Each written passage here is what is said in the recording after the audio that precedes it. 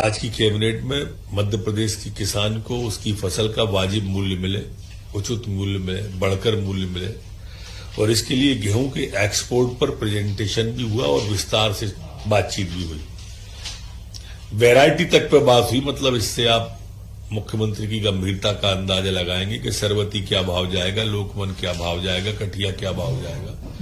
इन विषयों पर भी विस्तार से बात हुई और आज उन्होंने स्पष्ट रूप से सम्मानित विभागों के दोनों के मंत्रियों को भी स्पष्ट कहा है कि प्रतिदिन समीक्षा हो और किसान को बड़ा लाभ इसमें फसल में मिलना चाहिए।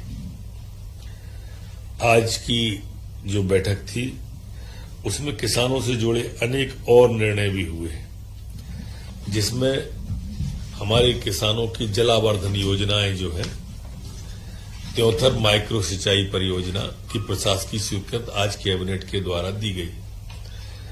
इसमें 89.83 करोड़ रुपए की आज प्रशासकीय स्वीकृति कैबिनेट के द्वारा दी है, जिसकी सिंचाई क्षमता 7,600 हेक्टेयर रखी गई है और 52 गांवों को इसमें त्योथर के 52 गांवों को माइक्रो सिंचाई योजना का लाभ मिलेगा।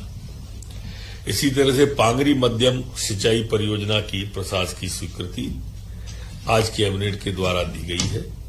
ये पांगरी मध्यम हौज सिंचाई परियोजना की लागत 145.10 करोड़ और सिंचाई क्षमता 4,400 हेक्टेयर रबी सिंचाई की अनुमति दी गई है। इस परियोजना में बुरहानपुर जिले के खकनार तहसील के 10 ग्रामों को भूमिगत पाइपलाइन से भी हौज की पद्धति से लाभ देने का तय किया है। रिहल्द सूक्ष्म सिंचाई परियोजना को भी आज की कैबिनेट के द्वारा मंजूरी दी गई है। ये रिहल्द सूक्ष्म सिंचाई परियोजना की लागत 672.25 करोड़ रुपए है और सिंचाई क्षमता इसकी 38,000 हेक्टेयर है रबी की सिंचाई के लिए और 113 गांवों में इससे सिंचाई सुविधा प्राप्त होगी। ये सब देख के आपको लगता भी होगा कि आज की कैबिनेट किसानों को समर्पित कैबिनेट है, धरती पुत्र को समर्पित हमारी कैबिनेट है। जैसा आप सबको विदित है कि मुख्यमंत्री जी द्वारा नौजवान को प्रोत्साहन के लिए, खिलाड़ियों को प्रोत्साहन के लिए जो हमारी कावेरी ढीमर जो हमारी बिटिया थी उसको 11 लाख रुपए पुरस्कार देने की घोषणा की गई थी। आज कैबिनेट के द्वारा वो 11 लाख रुपए की जो सीएम की घोषणा थी उसको आज स्वीकृत किया गया है और दिया गया है। एक बड़े उसमें जो रहते हैं अपने औद्योगिक शिक्षण संस्थान, इनमें अधिकारियों के स्वीकृत पदों में से रिक्त पदों के विरुद्ध 11 माह हेतु मेहमान प्रवक्ता के रूप में 125 रुपए प्रति घंटा आईटीआई जो हमारे कॉलेज हैं, उन आईटीआई कॉलेजों के अंदर अब 125 रुपए प्रति घंटा, अधिकतम 5 घंटे और 14,000 रुपए स्वीकृत मानदेय हमारे अतिथि विद्वान जो होते हैं आईटीआई के, उनको देने का आज तय किया है।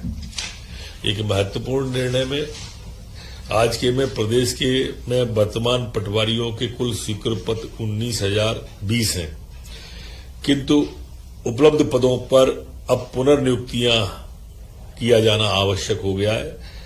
पटवारियों के बढ़ता कार्यभार, उनकी उपयोगिता, इन सबको देखते हुए आज कैबिनेट के द्वारा पटवारियों के 5,204 नवीन पद सृजित करने का तय किया है। कैबिनेट ने यह भी तय किया है कि 50,000 की जनसंख्या पर एक सेक्टर का निर्माण स्वीकृत किया जाए।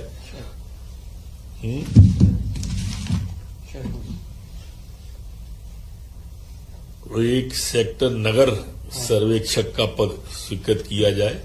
इस तरह के प्रस्ताव भी आज की कैबिनेट में आए हैं और इस तरह से इसको 3 साल के अंदर इन पटवारियों की भर्ती को किया जाए, पहले बड़े लॉट के रूप में इसे स्वीकृत किया जाए।